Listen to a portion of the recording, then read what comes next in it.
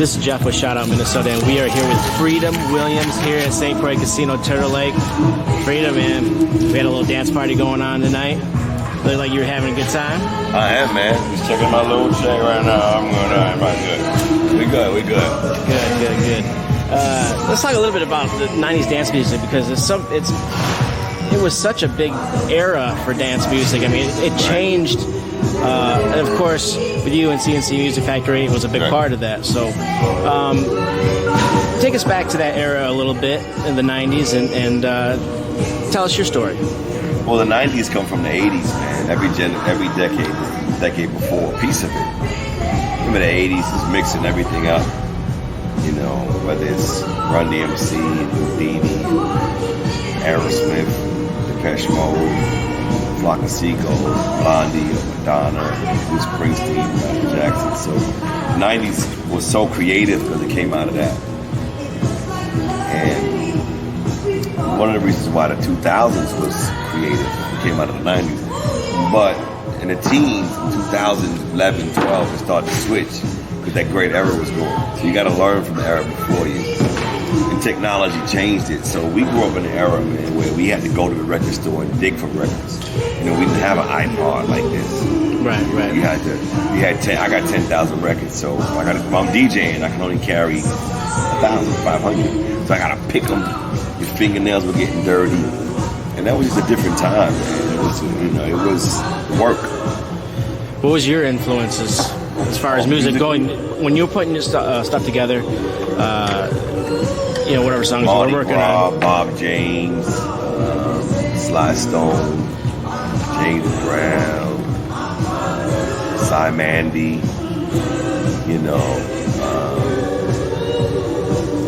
Barcades, Crown Heights Affair, Average White Band, big band. All the classics in there. Classics. You've been on tour. You said you were out with New Kids, right? Well, I was with New Kids 3 days ago with Naughty by Nature. So on Pep, I did a set with them. They're on tour now, mixtape tour. Right. And then yesterday I was in Ontario, Windsor, Friday with Tone Loc, Young MC, Vanilla Ice, 2 Live Crew, and myself.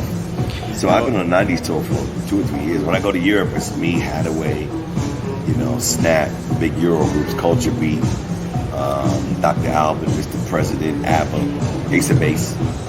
When you guys get together, and obviously you guys talk and maybe reminisce or maybe even talk about what's going on in the future, but when you guys get together, I mean, how is it? I mean, how is the camaraderie when you talk and share thoughts and inspirations and stuff like that? With other artists? Yeah. Well, I knew Rob Bass before we were making records because I was in Brooklyn and he was in Harlem. So we do, All for One, Black Street. We talk about music, we collab if we can on different records. But I've known them for so long now, 25 years, So I now work with a group called Supreme Team. Buffalo Girls going around here. Malcolm McLaren, I kind of manage them a little bit, working with them, setting them up, bringing them back out. So it's classic. We've known each other since the 80s and the 90s. Biz Markie, DJ Cool, Let Me Clear My Throat. I knew Biz Markie from, Union Square in 88, 87.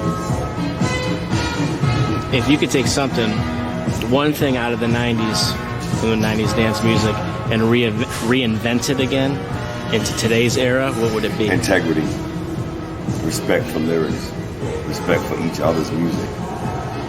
These guys are making records in the house, right? So when I was making records, when I was an intern in '88, the first record I ever worked on was The Butt, doing The Butt, Spike Lee, School Days. Marcus Miller was the producer. So when you're in a big studio, you learn integrity. You learn how to not walk in someone's session. And M2 made Juicy, the Biggie sample. He mentored me because he was always producing, and I would sneak in his room as an intern. You don't have that. The young cats working out of their house, they don't have the older cats in the studios. Remember, if there's 5 or 6 studios in a Hit Factory or Quad, I worked in Quad with Tupac I shot. Unique in 47th Street, I worked on 47th in Manhattan. And so I was always bumping into Stevie Wonder, And I went to LA and I worked with Marcus Miller and the horns from Quincy Jones, you know, Thriller album. I worked on the record with them. I was always bumping in the cat and they give you advice. If you're working from your house, you don't got no advice.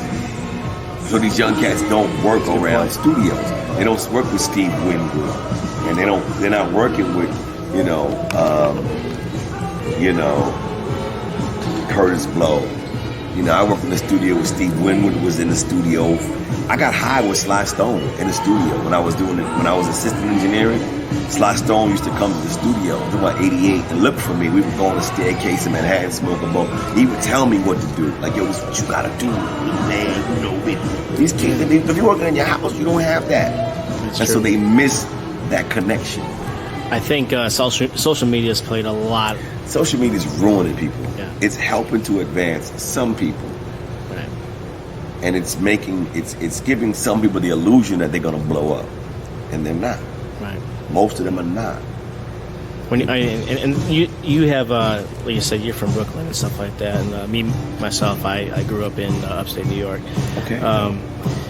But it's just come a long way. I mean, just even when it started, I mean, you go back to like Sugar Hill Gang and all that stuff, you know, and it's progressed so much. But I think there's an era now where it's like a huge gap. The gap, you know. Well, this is the first generation where the young artists don't respect the old artists. I looked up to Melly Mel when he was out because he was the first superstar. Right. And Quincy Jones worked with him back on the block with Big Daddy Kane. I looked up to the Treacherous Three and the Fearless Four and the Cold Crush Brothers. And, you know, they may have not liked the younger cats coming up, but we ended up working together. These young cats, if they're making records in your house, you don't have to respect nobody. You did it yourself. Right. Yeah. So it's different. You know, Kanye West doesn't have to respect the artists before him. You know, even though Kanye grew up with Jay-Z, you know, it's just different. I hear your point. It's a very good point. Yeah, it's different. You know, that's how we learned from them.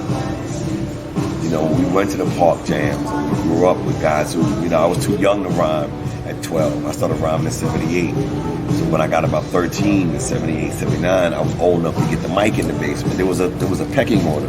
Remember, Tupac used to carry Digital Underground's records. Yeah. So there was a pecking order. You know, Tretch and Naughty by Nature carried, you know, Queen Latifah's records. Yeah. You know, one of my dudes from Queens, Wise, is dudes from Naughty by Nature's uncle. So I knew about them. So we had now, everything's in your house on Insta and in social media. Yeah. You got 1,000 million followers. You don't care. Right.